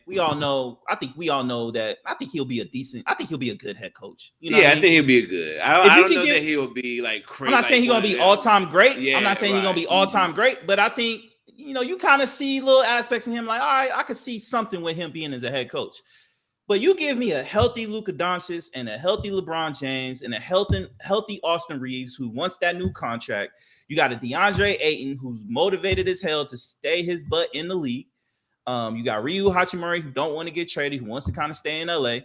I'm gonna put my money on those guys, bro. Like we were the 3rd seed, and we didn't have a big man going up against the Timberwolves. And Rudy Gobert for some reason just wanted to look like the next Hakeem Olajuwon and half that series. Like, come on, man. Like really, Julius Randle, the clip that he was shooting at, like. Anthony Edwards is Anthony Edwards, but the rest of those guys, like, it was an aberration, man. That's not going to happen again, bro. I'm going to pick LeBron James. I'm going to pick Luka Doncic. You give me those two, I got a chance in any series. And then on top of that, at the end of the year, we were beating the OKC Thunder. If Luka Doncic doesn't get thrown out on some BS call, we win that. We win back-to-back against the Oklahoma City Thunder. Yeah. And then what's the story then? Like, so we saw we can beat the OKC Thunder without a big man. Now we got a big man. We proven that we can beat the Denver Nuggets. I know that's been kind of like our kryptonite, but I think with Luka Doncic, come on, man. But them Wolves, man. Them Wolves smoked y'all. I'm not worried about it, bro. I'm not worried about it, bro. I'm gonna take my team 10 out of 10, bro. I expect great things from this team this year. I expect great things from this team next year. Just like I know with you and your Knicks, bro. If y'all don't make the finals this year, I know it's gonna be a lot of conversations with that. You know what I mean? Of course. But yeah, that's just how I feel, man, with my Lakers, man. I can't wait for the regular season and him. I just need Luka to come out of this Euro basketball tournament healthy, clean, and full sprint ahead. So I had to bring up these odds, right? So odds to win the Western Conference. So Oklahoma City plus 140, Denver plus 500, Rockets plus 550, and then the Lakers are in like a three-way tie with the Clippers and the T-Wolves at plus 1,000. No, I'm not mad at that, man. I like that. Yeah, I like that to put some money on that. Yeah, I'm not mad at that. Like, I kind of expect that, man. Like, the whole conversation around the Lakers is always going to be negative, man. I just come to accept that. I know a lot of people don't like to admit it, but the Lakers and the commentary that gets put, especially on ESPN, it's always negative, man. They, if you look at a lot of these reports where they graded the offseason, they got the Lakers. They got the Lakers giving us Fs in certain aspects of what we did, but you know what I mean, like. I'm always gonna put faith in the purple. People want the Lakers to be good, though. At the end of the day, man. No, they don't. They hate us, bro. They hate us, bro. The conversations after the Luka trade, every time the conversations, Lakers always get what they want. Is that not true? Is that not true? But that's my point. That's my point. I think the NBA, like, you know what, Maul? Because me and Trey just had this conversation, not just, but because he was in the boat about this with the Knicks. Like, he didn't feel like the NBA didn't want the Knicks to be successful. There are a few flagships. There's evidence of that. Okay. Go ahead. Don't start your shit. Don't start your shit. Go ahead. I'm just saying there's evidence of that. What's the evidence though? What's the evidence that they didn't want you in the NBA finals? That they didn't want us in the end. And I'm just talking about last year. I'm just talking about. We're talking about last year. We're talking about last year. What's the evidence though? What's the evidence that the NBA didn't want y'all to succeed? We're in the largest media market. What does that got to do? They want y'all in there. What you talking about? No, they don't. This is what I'll say. No, they don't. I think if you are the LA Lakers, the New York Knicks, the Boston Celtics, the Miami Heat, when they got a good team, the Chicago Bulls when they got a good team, Detroit, you could throw Detroit, maybe the Pistons in there. There are certain teams, large city teams, probably is the best common denominator. That if you have a good team, they are absolutely fine with you, and they will give you the best foot forward based on your team and your star power and all those things to succeed in the NBA. I think that's my rule of thumb. So with the Lakers have obviously LeBron, and then they have obviously Luka Doncic. I mean, we're talking about it's maybe not the best top five best players, but certainly as far as popularity, certainly as far as popularity, they are they're in that top five as far as popularity. So I think that there's always going to be a situation where if the Lakers are good, the NBA is going to put their best foot forward to make sure that they can be advanced as far as they're. But when they're bad, or when there's a feeling or a sense that they're about to be bad, voila! Hey, here's Luka. Here, you can have him. We're not even going to have a bidding war for him. Here's Luka Doncic. Listen. Like, no, talk your shit, Trey. No, I like the spice though. Talk your shit. Listen. Like, look, I get it. Everybody wants to be like the Lakers. I get it. Everybody can't be like us. I understand that. Hey, I understand that. I don't have and a dog look, in this fight. I'm a Wizards But fan. yeah, So but don't say that the media don't like the Lakers. no, Maybe I they think, don't like but certain see, I think players, that's but- where we get misconstrued. Just because maybe to a degree, you may be correct with the league. What they want to do, because obviously they want the Knicks, they want the Lakers, they want the Celtics, because these are the franchises that are going to give them the most money, especially in the playoffs and the NBA Finals. We have some of the biggest fan bases. Even like our fan base is bigger than any fan base in the NFL. It's proven. We're a global. Lakers are a global brand. Mm-hmm. Now I'm talking about media members. Media members don't like the Lakers, not the NBA. Okay. The media members and fans don't like the Lakers. Okay. I'm talking about that as far as that conversation. Gotcha. Now, as far as what you're saying with the league, you're 100% correct. I don't agree with you. I do think they do want the Knicks there because I think it's just been y'all fault, y'all front office's fault. And then obviously y'all should have never lost to the Indiana Pacers last year. And that's what I want to get to. You talk about the front office, but instead of me bringing the front office up, I'm going to bring up the owner. I'm going to bring up James Dolan. Okay. I think there's people among league offices that don't like James Dolan. And for a few reasons. James Dolan, whenever the league has to vote on certain things, and it's like, 29-1 or 28-2, that one or that two that goes against everybody else is always James Dolan. Mm-hmm. That's a known commodity around the league. And I think and especially when David Stern was still alive, he didn't like James Dolan. I'm not sure if Adam Silver likes James Dolan, even though Dolan has been very quiet and away from the cameras and away from the media a lot more since they've, had this resurgence 5 years ago. But historically speaking, the league, I think there's something about James Dolan that the league itself doesn't like. That's where the hatred for maybe not the hatred, maybe that's a strong word, but maybe the not wanting to see the Knicks, be at the top. That's where that comes from. I think the Knicks and the Lakers have, the big, one of the biggest fan bases individually in the league. Thanks. So it's always a money game with the NBA. So at the end of the day, when you are one of the, the bigger franchises in the league, you're going to have haters. You're going to have, you're going to have people that love them. You're going to have people that hate them. It's the same kind of, I always love to compare it to the Dallas Cowboys. You got people who are in love with the Cowboys illogically. It's just so over the top and delusional was the word I'm looking for. We're going to win the Super Bowl. And then you got the people, the Cowboys fans that delusionally hate the Dallas Cowboys. And look, it happens in every team, every sport. But it's something about when you're that big market, when you're that big city and you push yourselves to be that, where, obviously New York with the media thing, LA with the championship history, and the fan base. And the media thing to a degree. Yeah, obviously. But I always respect New York as the mecca for sure. Right. For that's what they do. I think the Giants are still I won't say relevant, but they get news based on media, how they push and the Jets media. are always trying to win headlines. The Giants you know what I'm saying? Yeah, so right. Football games. Sure. My point is that I think when talking about the Knicks and the Lakers is that it's just always going to be polarizing because of the size of the city, the market. Yep.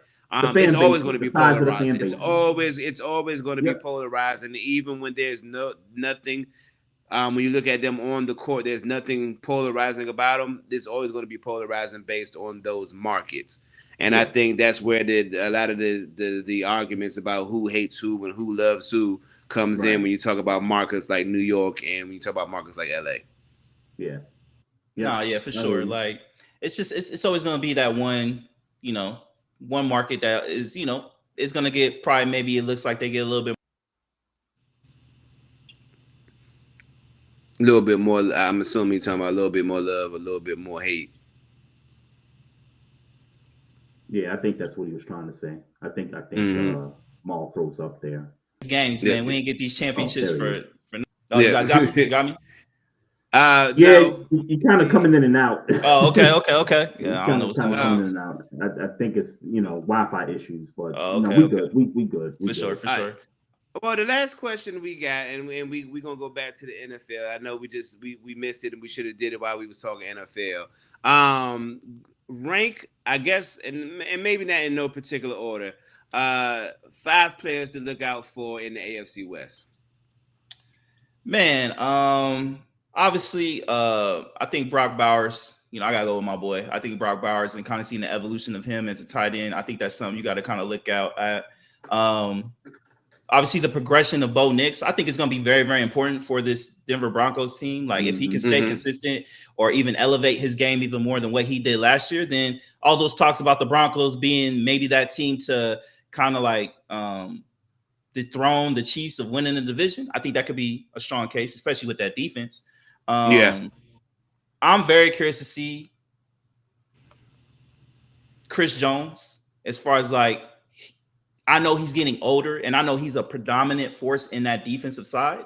I'm very curious to see if he hits that wall. I'm very curious to see if he can still be that consistent, dominant, top tier defensive lineman that has been the key, one of the major keys of the Chiefs winning some of these Super Bowls. You know what I mean? I know a lot of people like to put a lot on Patrick Mahomes, but when you really look at a lot of these games, a lot of these key games, Chris Jones has been honestly the real closer in a lot of those key games, especially in playoffs. Maybe not in the Super Bowl, but especially in these playoffs, man. Especially that year they went on the road. They had to go on the road the whole playoffs. Chris Jones was a key in that, so I'm very curious at that. Who else? You have 4, or this would be 4. And then, I'll just throw Justin Herbert in there too, man. Can my man stay healthy? You know what I mean? Can he stay healthy? Can he actually get over the hump and get this Chargers team to actually be the team that everybody expects to be, which is a championship contender? We've been talking about it consistently for the last, I feel like, ever since Justin Herbert got in the league, that this is a championship style contender. Can they finally do that? I think those are some of the players that should look out after. Yeah, that's a good list. I kind of like that. I'll throw 2 names in there. I'm not going to really give my 5, but I'll kind of throw 2 names in there. Ashton Genty, like I talked about earlier, I think he's going to be a top 5 quarterback. I mean, a top 5 running back. In the NFL. And then that kid from the Chargers, Lad McConkey, the receiver. McConkey. McConkey. Yeah, I'm curious to see if they really gonna continue to use this guy as like the number 1. Like he don't play like a number 1, but he's really kind of been like their go-to guy on 3rd down. But I think they really got to change that at some point this year. So, but Keenan Allen, I think, returned to the Chargers this year. So, but he'll be a vet, and he's not going to be Keenan Allen from 5-6 years. They don't have a number 1 wide receiver. They don't. And so they don't have. Yeah. I'm curious if this kid is gonna be, Wes Welker, 1A. Like, you know what I'm saying? Yeah. Okay. If you're making me add a name to the list, I am Chris Jones. Chris Jones was that's a very good observation. If following that tradition, how is Travis Kelce going to finish his career? I'll add Travis Kelce to that list. How is he going to finish his career? I wasn't privy to the idea that this might be his last year, but certainly we know that Travis Kelce is going to be pivotal if the Kansas City Chiefs are going to make it back to the Super Bowl. So I'll add Travis Kelce to that list. I'll add one more name. Sorry to cut you off. I'll add one more name. This for me personally. One of the key names that I'm really looking for that I need to see something from is Tyree Wilson. Because if y'all see me on my podcast, I've been a big proponent and mad that we took Tyree Wilson because Jalen Carter was right there. He was right there. And I haven't seen anything from Tyree Wilson these couple years that he's been in the league. Now he's had shown more promise in this preseason, But especially with Christian Wilkins and that whole situation, him not being part of this team, I need to see something from Tyree Wilson. I need to see why he was a first-round pick at the pick that we picked him at a couple years ago. I need to see something from him. And if he can do that, it might be scary season with this. Oh man, I like that. I like that pick. I was going to go back to you, Maestro, because you were talking Travis Kelce. Do you think he was distracted down the stretch with everything involving Taylor Swift and maybe that's kind of throwing his game off or something? Because he didn't. AFC Championship game and Super Bowl, he did not perform well at all. I think he's getting old. Okay, and that's reasonable. I think he's just getting old. Yeah, especially with all those deep playoff runs that they have. Like sooner or later, this Chiefs team has to hit a wall because they played so many games these last 8 years. So many AFC champions. Sooner or later, man, those bodies are just gonna be like, man, like I need a break. I don't want to do this. Can I be resting in December as opposed to taking hits, taking these vicious hits in January. Well, yeah. Well, if they hit a wall, then that means Lamar got to get his Super Bowl. Well, Lamar should have got one. Now, let me ask y'all: who do you think gets their Super Bowl win first, Josh Allen or Lamar? I'm going Lamar. I'm going Lamar. Unfortunately. I'm saying Lamar.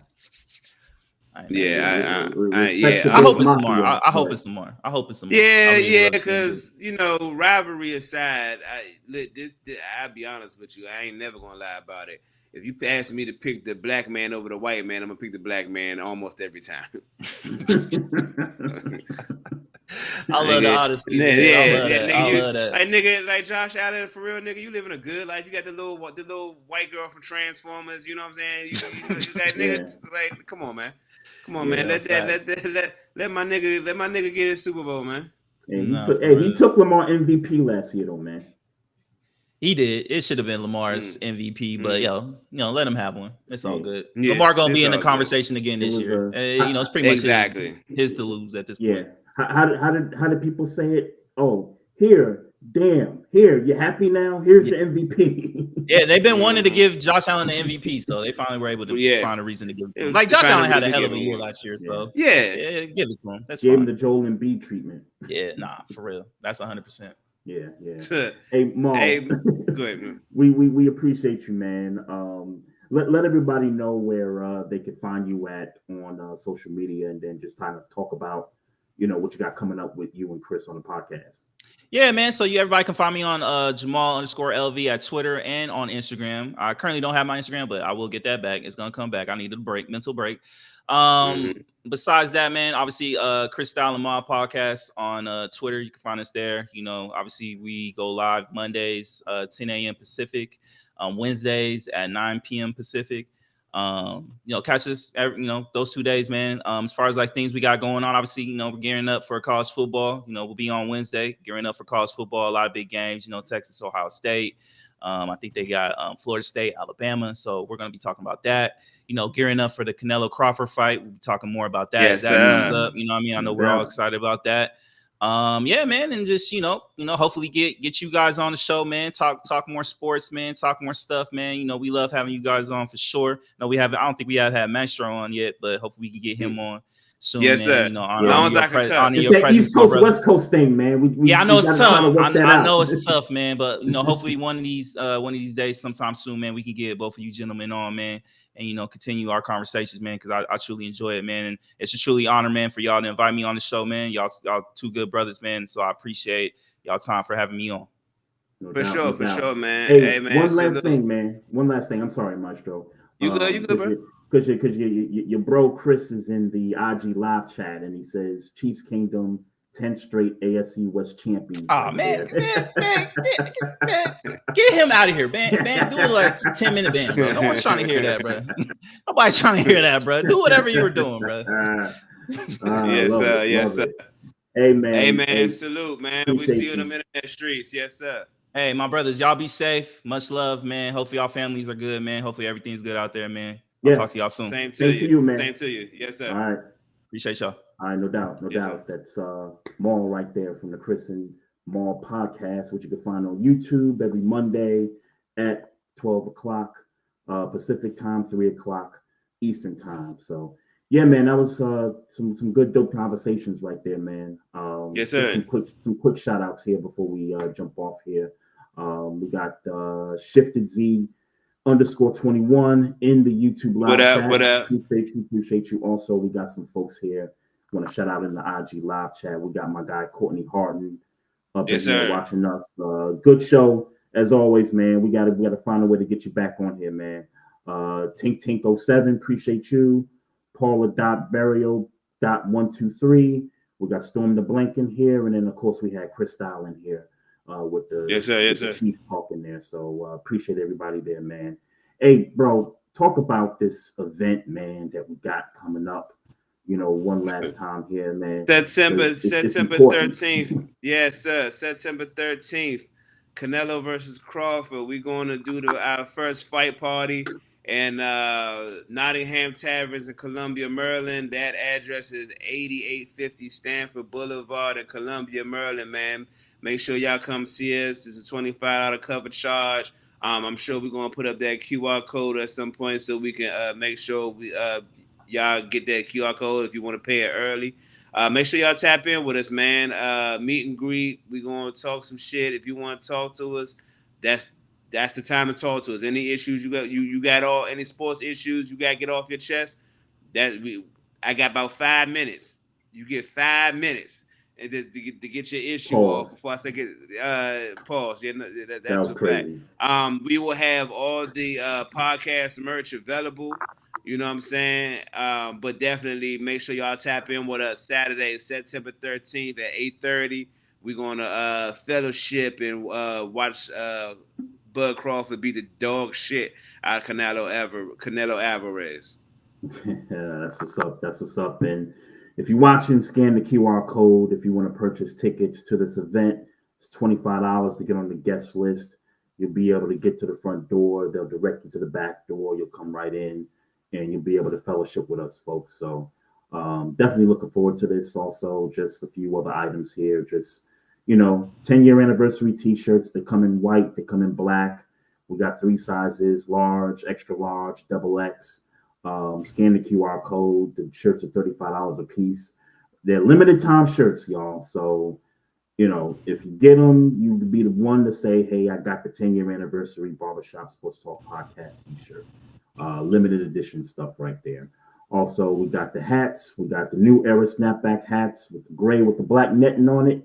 Some really, really good hats, folks. So make sure y'all cop those as well. And then we also got the red, white, and blue joints right there. Snapback trucker hats right there, $35 a piece there. So we got all kinds of merch. We got some stuff more coming, down the road here. And man, it's an exciting time, bro. This is really exciting time to be, doing this podcast and being able to, yes, exactly, being alive to be able to witness this stuff and being able to see it come to fruition. So looking forward to seeing everybody there. Oh, one more thing, man. One more thing. Shout out to D Love Sports.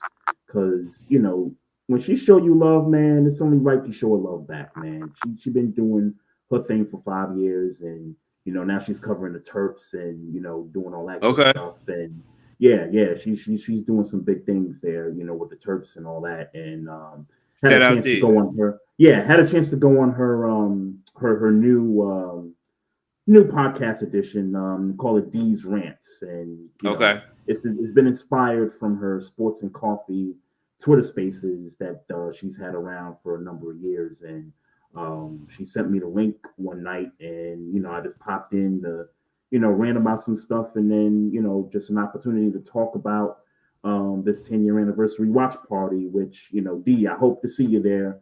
I know you got some things coming up, but I hope to see you there. So shout out to you for sure. Quick thing, continue to follow us on social media. We got the Facebook page. We also got the Instagram account, which you can follow us at Barbershop Sports Talk Podcast. Also on Twitter at Barbershop SPOR2. We got the Facebook page. We got the YouTube channel. Click subscribe. Make sure you tell a friend to subscribe to the YouTube channel. Also, we're on Twitch as well. If you got questions, comments, just hit us up on the email, barbershopsportstalk1@gmail.com is where you can reach us at. And if you're on these listening audio devices, iHeartRadio, Google Play, Spotify, Apple Podcasts, write a review. Let us know what you think about the show. Goes a long way for sure. And man, if nothing else, bro, man, we got one more division to preview next week, and then it's kickoff, man. Next week, yes, sir. It's it, man. Football season will be officially here. Hey, folks, love, peace, and happiness to everybody out there, and we got a dope one next week for y'all.